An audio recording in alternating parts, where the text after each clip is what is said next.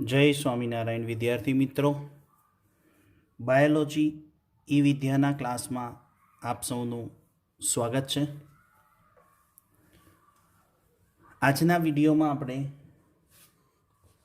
Plant human physiology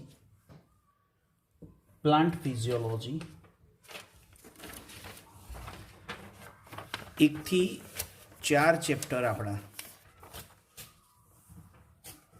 आखी अनुक्रमणिका ध्यान थी जो समझिए ने आखी अनुक्रमणिका ने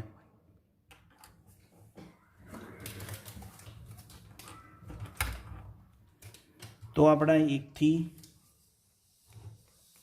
4 चैप्टर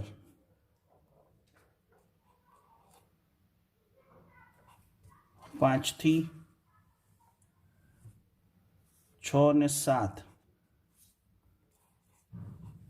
8 थी 9 10 11 थी 15 અને 16 थी 22 1 थी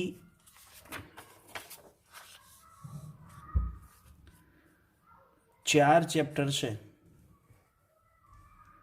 ए वर्गीकरण ने अनुलक्षीने छे जेने आपणे यूनिट 1 कहीशुं। यूनिट 2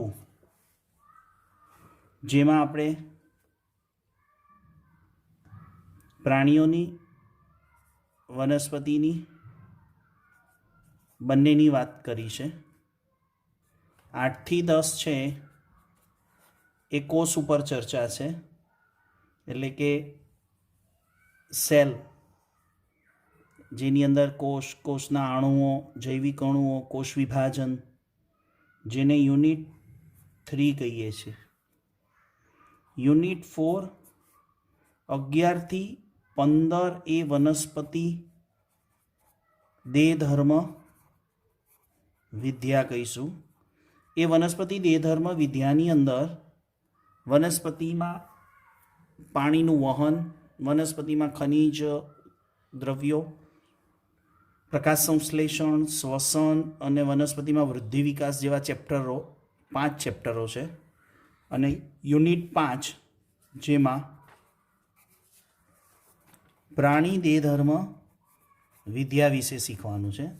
आ प्राणी देह धर्म विद्या में पाचन तंत्र, पछी श्वसन तंत्र,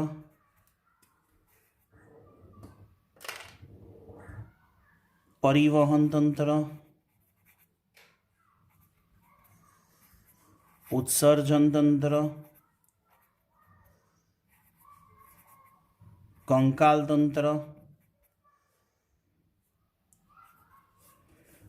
तंत्र, एना पछी आवशे चेता तंत्र, एना पछी अंतस्त्रावी तंत्र।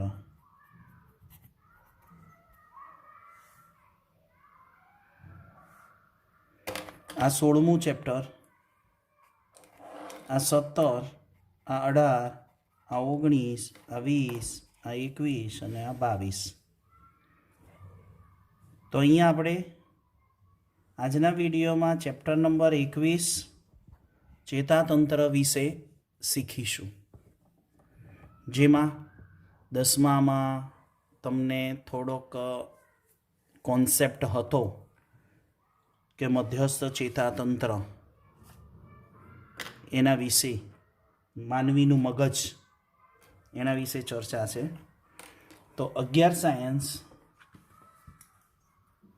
ચેપ્ટર નંબર 21 જેમાં ચેતાકીય નિયંત્રણ અને સહનિયમન એટલે કે એક પ્રકારનું કંટ્રોલિંગ શીખવાનું છે અને કોઓર્ડિનેટ। ચેતાકીય નિયંત્રણ એટલે કે ન્યુરો કંટ્રોલિંગ અને કોઓર્ડિનેટર નેચરલ કંટ્રોલ ન્યુરોલ કંટ્રોલ, ન્યુરોલ એટલે ચેતાકોષો, ન્યુરોલ કંટ્રોલ અને કોઓર્ડિનેશન. હવે પહેલાં આપણે એક વ્યાખ્યા શીખીશું, સહનિયમન એટલે શું. હું તમને સહનિયમનની વ્યાખ્યા સમજાવું એ પહેલાં તમને એક ઉદાહરણ દ્વારા સમજાવું કે દાખલા તરીકે તમને ગીત ગાવાનો શોખ હોય અથવા તમે સિંગર છો. હવે તમે જ્યારે સિંગિંગ કરો છો વિથ મ્યુઝિક, વિથ ઓર્કેસ્ટ્રા, એટલે કે વિથ ઇન્સ્ટ્રુમેન્ટલ, એટલે કે જ્યારે તમે ઇન્ડિયન આઇડોલ અથવા તો જે પ્રમાણેની જે આપણે આવે છે, શું કહેવાય એનું, ડેમોન્સ્ટ્રેશન અથવા તો એના કોમ્પિટિશન સિરીઝો આવે છે, ત્યારે એની અંદર જ્યારે કોઈ પણ વ્યક્તિ, કોઈ પણ પિક્ચર છે એની અંદર જે સોંગ આવે છે એ જ્યારે ગવાય છે ને ત્યારે એની જોડે મ્યુઝિક ચાલે છે, તબલા છે, ગિટાર છે, હાર્મોનિયમ છે, પછી પેલું એને કીબોર્ડ કહીએ ને, કેસિયો કીબોર્ડ, પછી ઘણા બધા વાજિંત્રો, ઘણા બધા ઇન્સ્ટ્રુમેન્ટલ વાગે છે, ત્યારે એક મ્યુઝિક બને છે અને મ્યુઝિકની સાથે સિંગરે તાલ આપવો પડે. એવું ના બને કે સિંગર ગાતો જાય ને મ્યુઝિક સાથે સેટ ના થતું હોય. હા, ઘણીવાર આપણે ઊભા રહેવું પડે સિંગિંગ કરતાં, ઓનલી મ્યુઝિક વાગે, ઘણીવાર મ્યુઝિકની સાથે એનો ઉપાડ થાય. તો આ બધું એક કોમ્યુનિકેશન છે, એક સહનિયમન છે. એવી જ રીતે આપણી બોડીના પણ, આપણે આ શરીરના 2 અથવા વધારે અંગો, શરીરના 2 અથવા વધારે અંગો એકબીજા સાથે આંતરક્રિયાઓ અને પૂરક થઈને કાર્ય કરી શકે તેવી પ્રક્રિયાને, 2 અથવા 2 થી વધારે અંગો એકબીજા સાથે આંતરક્રિયા કરે, પૂરક થઈને કાર્યો કરે. પૂરક થઈને કામ કરવું એટલે શું? દાખલા તરીકે તમે કસરત કરો છો, કસરત કરતી વખતે શ્વાસોશ્વાસની પ્રક્રિયા વધે કે ઘટે? વધે. તમારી બ્રીધિંગ વધે, શ્વાસોશ્વાસ વધે કસરત કરીએ છીએ ત્યારે. જોડે જોડે શું થાય? બ્રીધિંગ વધે એટલે મેં એમ કીધું કે શ્વાસોશ્વાસ વધે છે, એનો અર્થ એવો થાય કે ફેફસા, મેક્સિમમ ફેફસાનું હલનચલન વધે છે એ સમયે, રાઈટ. સાથે સાથે બોડીમાં બ્લડ સર્ક્યુલેશન પણ વધે છે, એટલે હાર્ટના બીટ પણ,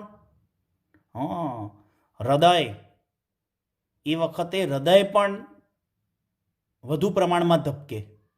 તો હૃદય છે, ફેફસા છે, પછી રુધિરનું પરિવહન છે, આપણી શ્વાસ અને ઉચ્છ્વાસની પ્રક્રિયા, એની સાથે હાર્ટ કોમ્યુનિકેટ કરે છે.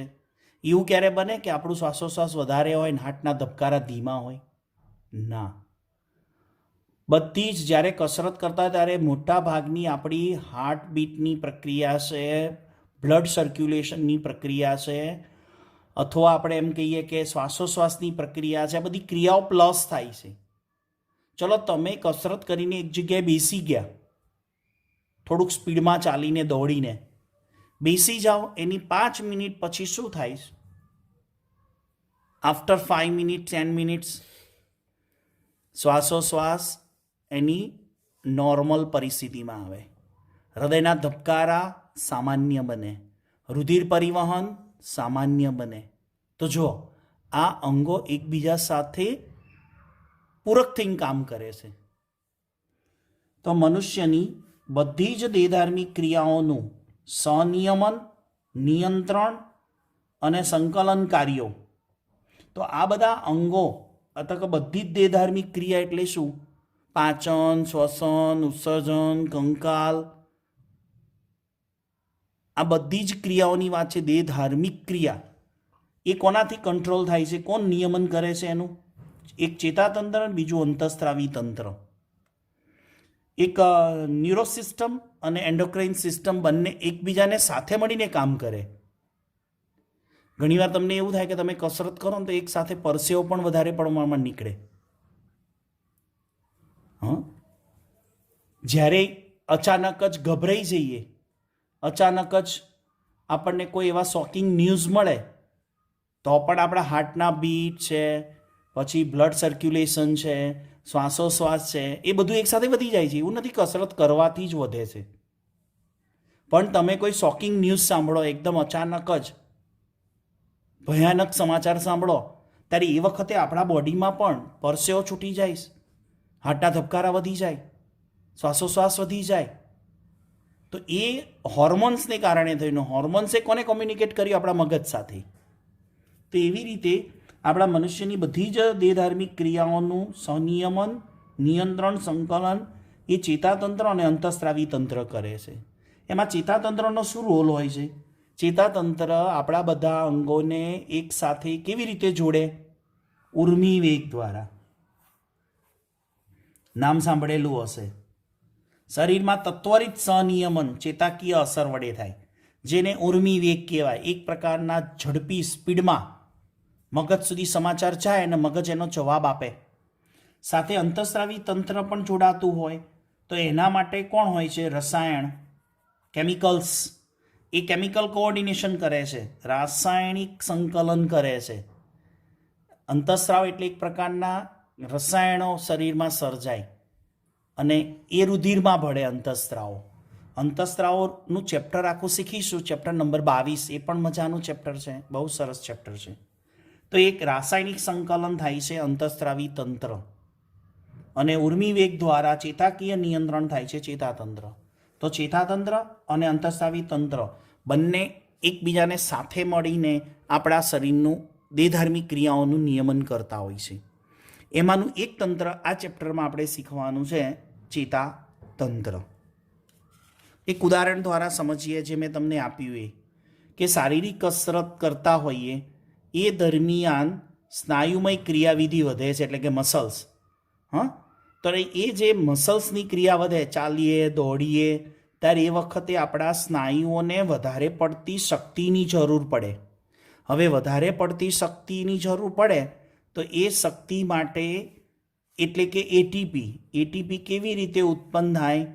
તો કે ઓક્સિજનની હાજરીમાં C6H12O6 વત્તા O2, એટલે કે ગ્લુકોઝનું ઓક્સિજનની હાજરીમાં દહન થાય.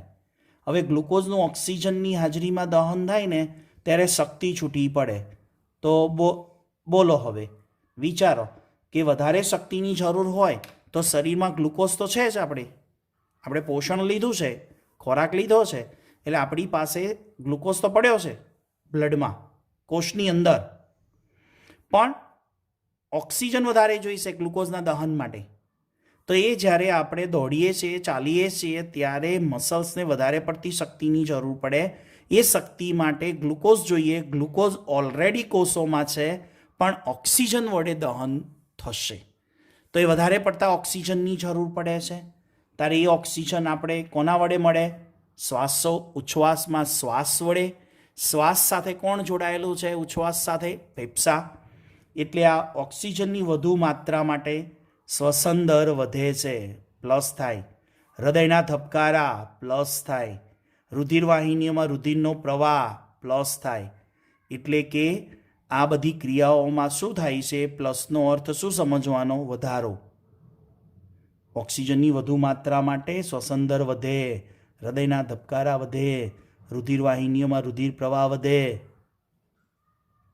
તો આ એક શારીરિક કસરત. પણ જ્યારે કસરત બંધ કરીએ છીએ, એક જગ્યાએ શાંતિથી બેસી જઈએ છીએ, આપણે કહીએ ને કે શ્વાસ ચડ્યો, તો આપણે થોડીક વાર માટે શું કરીએ છીએ? વિરામ લઈએ છીએ.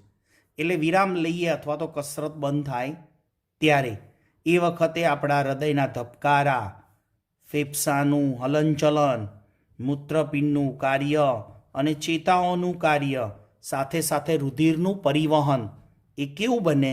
સામાન્ય બને, નોર્મલ બને.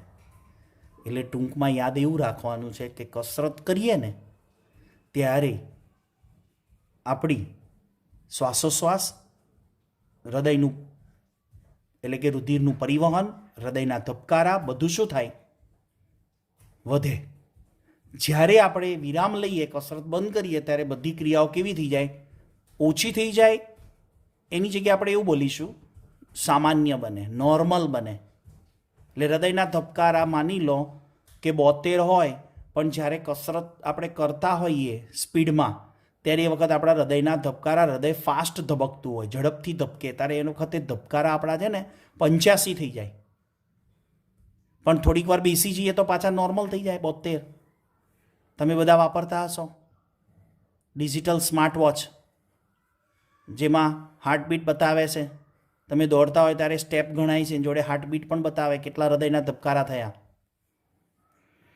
તો એ સ્નાયુઓ, ફેફસા, હૃદય, રુધિરવાહિનીઓ અને મૂત્રપિંડ એ બધા જુદી જુદી જગ્યાએ છે, પણ બધા સાથે એ અંગોનું શું થાય છે? એક સનિયમન થાય, એટલે એક સાથે નિયમન થાય છે. તો આને સમજવું છે કે કેવી રીતે સહનિયમન થતું હશે. એના માટે કોણ જવાબદાર છે આપણી બોડીમાં? ચેતાતંત્ર અને અંતઃસ્રાવી. પણ આ ચેપ્ટરમાં કોની ચર્ચા કરવાની છે? ચેતાતંત્રની. ચલો આગળ વધીશું. ટોપિક છે 21.1, ચેપ્ટર 21 અને એનો પહેલો ટોપિક. કોઈ વિદ્યાર્થી એવું તૈયાર કર્યું છે કે અત્યાર સુધી ચાલેલા હોય ચેપ્ટર, એમાં ચેપ્ટરનું નામ હોય, પછી એ ચેપ્ટરનો ટોપિક નંબર અને ટોપિકની સામે ટોપિકનું નામ, એવું કોઈ અત્યાર સુધી ચાલ્યું છે? એ ચેપ્ટરનું લિસ્ટ બનાવ્યું છે? દાખલા તરીકે પહેલું ચેપ્ટર, એનું ટાઇટલ આપવાનું એક પાનામાં, પછી એમાં લખવાનું ચેપ્ટરનું નામ, પછી લખવાનું ટોપિક, એક ખાનું ટોપિક, પછી બીજા ખાનામાં ટોપિકનું નામ, પછી લખવાનું નીચે ટોપિક નંબર અને એનું ટાઇટલ. એવું કોઈએ ચેપ્ટર વાઇઝ આવી મહેનત કરી, અને મહેનતનું કામ છે, આવું કોઈએ કર્યું છે? 11th સાયન્સ, 12 સાયન્સમાં જરૂરી છે, એટલે આપણને ખબર પડે કયો ટોપિક કયા ચેપ્ટરનો છે. ઓકે, હવે આપણે આગળ વધીશું. ચેતાતંત્ર એટલે શું? તેનું કાર્ય જણાવો. અને કાર્યની સાથે સાથે આપણે એ પણ સમજવાનું છે કે વિવિધ પ્રાણીઓમાં, એટલે કે સછિદ્ર, કોષ્ઠાંતરી, નુપુરક, સંધિપાદ, મેરુદંડી, એ પ્રાણીઓમાં ચેતાતંત્રનું આયોજન કેવી રીતનું હોય છે એને આપણે સમજવું છે. તો પહેલાં ચેતાતંત્રનો નાનામાં નાનો એકમ કોણ? ચેતાકોષ. ચેતાકોષ એટલે શું?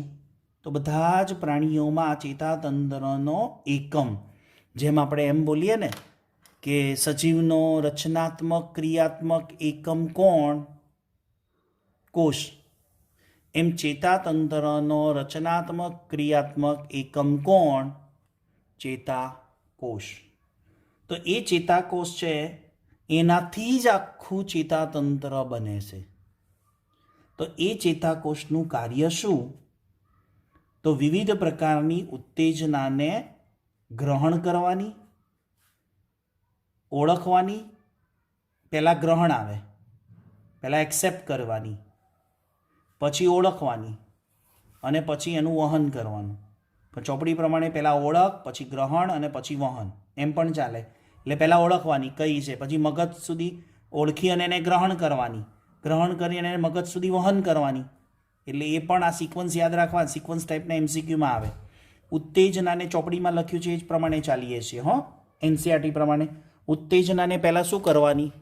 ઓળખવાની. ઓળખ્યા પછી એને શું કરવાની? ગ્રહણ. અને ત્યાર પછી એનું મધ્યસ્થ ચેતાતંત્ર એટલે મગજ સુધી શું કરવાનું? એનું વહન. તો આ ચેતાકોષનું કાર્ય છે. ચેતાકોષની રચના પણ ડિટેલમાં છે જ, પણ એ નેક્સ્ટ વિડીયોની અંદર આપણે એને પૂરી સમજવાની છે, જે તમે આઈ થિંક 10મા ધોરણમાં ચેતાકોષ વિશે શીખીને આવ્યા છો.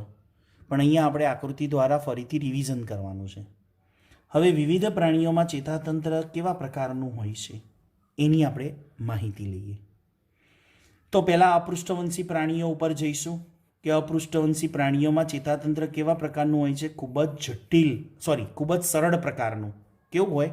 સરળ. કેમ કે એમની શરીર રચના પણ કેવી હોય છે? સરળ હોય છે. તો પહેલું લઈશું આપણે હાઇડ્રા. હાઇડ્રા કયા સમુદાયનું પ્રાણી? કોષ્ઠાંતરી. તો હાઇડ્રાની અંદર ચેતાતંત્ર ચેતાજાલિકા સ્વરૂપે છે. નીટમાં પણ પ્રશ્ન પૂછાઈ ગયો છે. હાઇડ્રામાં ચેતાતંત્ર કયા પ્રકારનું હોય? ચેતા જાલિકા સ્વરૂપે. કીટકોમાં એટલે કે સંધિપાત સમુદાયમાં આવીએ. કીટકોમાં કેવું હોય છે કે મગજ હોય, જેને આપણે શીખ્યા હતા વંદાની અંદર, ઉપરી અન્નાલીય ચેતાકન એક પ્રકારનું મગજ કહેવાય. પછી ચેતાકન અને ચેતા તંતુ, ચેતાપેશીનું બનેલું, એટલે કીટકો એટલે સંધિપાતનો એક વર્ગ થયો. અને જ્યારે પૃષ્ઠવંશી પ્રાણીઓ છે, એ પૃષ્ઠવંશી પ્રાણીઓમાં ચેતાતંત્ર કેવું હોય છે? ખૂબ જ સુવિકસિત હોય અને જટિલ હોય છે. સુવિકસિત અને સાથે સાથે જટિલ પણ હોય છે. પૃષ્ઠવંશીમાં કોણ આવે? સરીસૃપ, સસ્તન, વિહગ, મત્સ્ય અને ઉભયજીવી. આ બધામાં ચેતાતંત્ર સુવિકસિત અને જટિલ પ્રકારનું છે.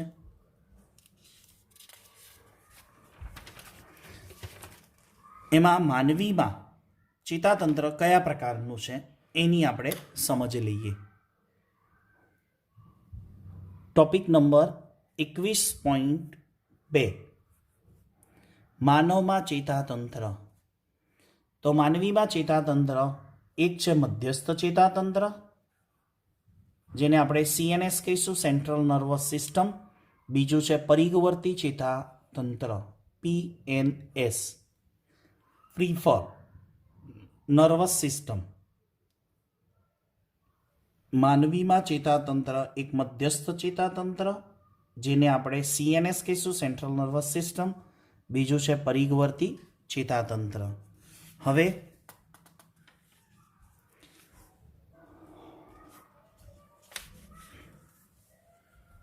અહીંયા જરા એક સમજ લઈ લઈએ, એક આકૃતિ રૂપરેખા દ્વારા.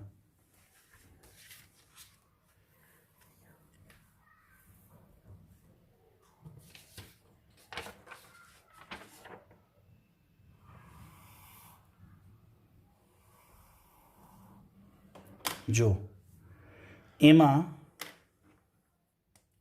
આને આપણે મગજ કહીશું, ઓકે, અને આ છે કરોડરજ્જુ. તો આ ભાગ કયો થયો? મધ્યસ્થ ચેતાતંત્રમાં કોણ કોણ આવે? જેને મધ્યસ્થ ચેતાતંત્ર ઇંગ્લિશમાં શું બોલીએ છીએ? CNS, જેમાં મગજ આવશે અને કરોડરજ્જુ આવશે. આ થયું મધ્યસ્થ ચેતાતંત્ર, રાઈટ? હવે સમજો બાળકો,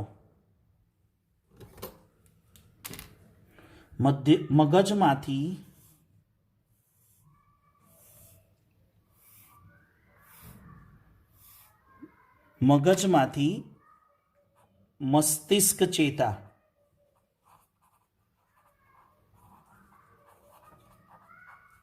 અને કરોડરજ્જુમાંથી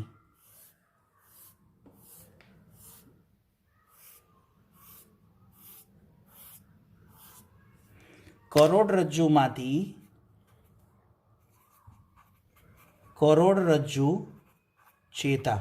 સમજ આવે છે ને? મધ્યસ્થ ચેતાતંત્રમાં કોણ આવે? એક મગજ આવશે અને બીજું કરોડરજ્જુ.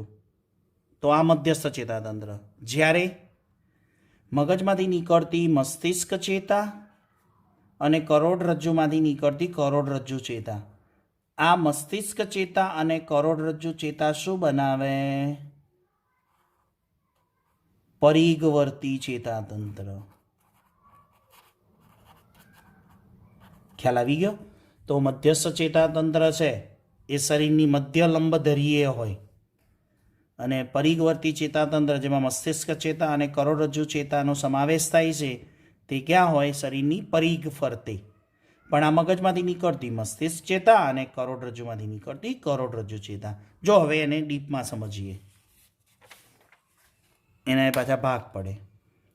ટોપિક છે પાછો 21.2 જ કન્ટિન્યુ છે, પણ એને આપણે ડ્રો કરીને સમજીએ છીએ કે માનવનું ચેતાતંત્ર, જેને મધ્યસ્થ ચેતાતંત્ર CNS કહેવાય, એમાં મેં તમને કીધું કે એક છે બ્રેઇન. ઇંગ્લિશમાં મગજને શું કહેવાય?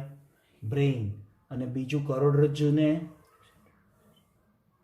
કરોડરજ્જુને ઇંગ્લિશમાં તમારે શોધવાનું, ચોપડીમાં આપ્યું છે સ્પાઇનલ કોડ કહેવાય. હા, સ્પાઇનલ કોડ, જે આપણને ઘણીવાર કમરમાં દુખાવો થાય છે ને, નસ પકડાય છે, એ સ્પાઇનલ કોડ.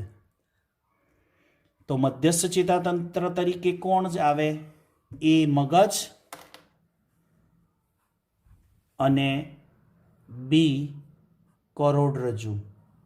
આ મધ્યસ્થ ચેતાતંત્ર શું કરશે? માહિતીઓનું પૃથ્થકરણ કરે અને નિયંત્રણ કેન્દ્ર છે મગજ અને કરોડરજ્જુ.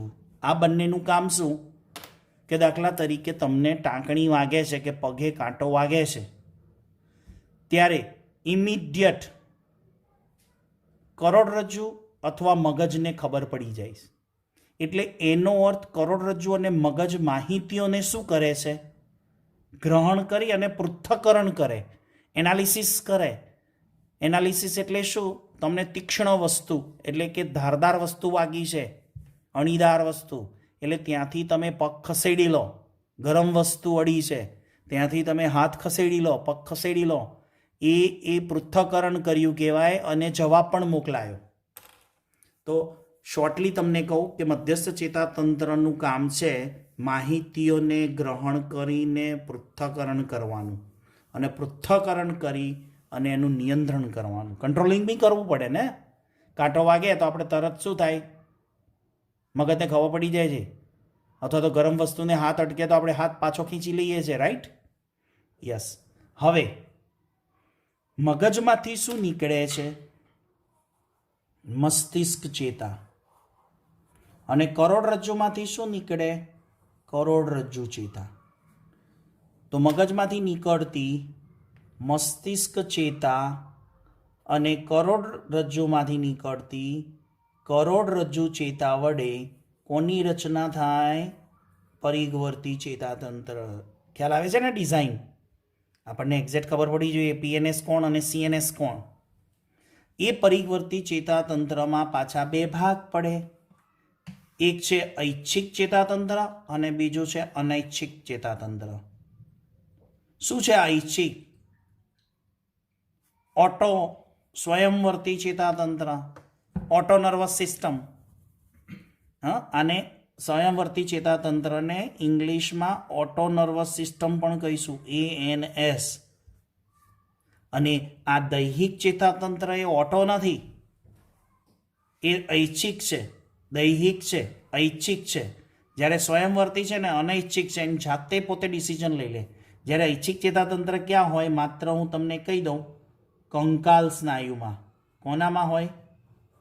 હાથ પગના સ્નાયુ. કયા? હાથ પગમાં જે કંકાલ સ્નાયુઓ છે ને, એ જ આપણી ઈચ્છા મુજબ કાર્ય કરે છે. બાકી શરીરમાં બધા જ અંગોની અંદર કયા પ્રકારનું ચેતાતંત્ર છે? ઐચ્છિક ચેતાતંત્ર છે. ઐચ્છિક ચેતાતંત્રમાં એક છે અનુકંપી ચેતાતંત્ર અને બીજું છે પરાનુકંપી ચેતાતંત્ર. સિમ્પેથિક અને પેરાસિમ્પેથિક. અનુકંપી એટલે સિમ્પેથિક ચેતાતંત્ર અને પરાનુકંપી એટલે પેરાસિમ્પેથિક.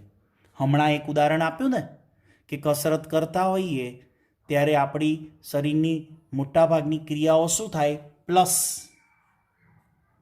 તો અનુકંપી ચેતાતંત્ર છે સિમ્પેથિક, એ ક્રિયાઓને પ્લસ કરાવે, વધારે, એટલે કે એમાં વધારો કરાવે. જ્યારે સામાન્ય પરિસ્થિતિમાં એટલે કે વિરામમાં બેઠી કસરત કરીને વિરામ અવસ્થા આપણે બેસી જઈએ શાંતિથી કસરત કર્યા પછી, તો એ આપણે બધી ક્રિયાઓ જે ધબકારા છે, શ્વાસોશ્વાસ છે, એને નોર્મલ બનાવે છે, એટલે કે એને ઘટાડે, માઇનસ કરે. એટલે સિમ્પેથિક અને પેરાસિમ્પેથિક એ ANSના બે ભાગ છે, ઓટો નર્વસ સિસ્ટમના બે ભાગ છે. તો પરિઘવર્તી ચેતાતંત્ર છે, એમાં બે પ્રકારના ચેતાતંતુ આવેલા છે, એટલે કે ચેતાઓ. શું બોલીશું આપણે એને? ચેતાઓ. એક છે સંવેદી ચેતા અને બીજી છે ચાલક ચેતા. આમ તો ત્રણ પ્રકારની છે, પણ ચોપડીમાં નથી આપી. એક સંવેદી છે અને બીજી ચાલક છે, અને બીજી કઈ આવે? ત્રીજી એક છે મિશ્ર ચેતા. કઈ? યાદ રાખજો, મિશ્ર ચેતા, જેમાં સંવેદી ચેતાતંતુ અને ચાલક ચેતાતંતુ બે ભેગા હોય. પહેલાં જોઈ લો, સંવેદી અહીંયા ચેતાતંતુની વાત ચાલે છે અને ચેતાતંતુઓ વડે ચેતા બને. તો સંવેદી ચેતાતંતુ અને ચાલક ચેતાતંતુ એટલે શું?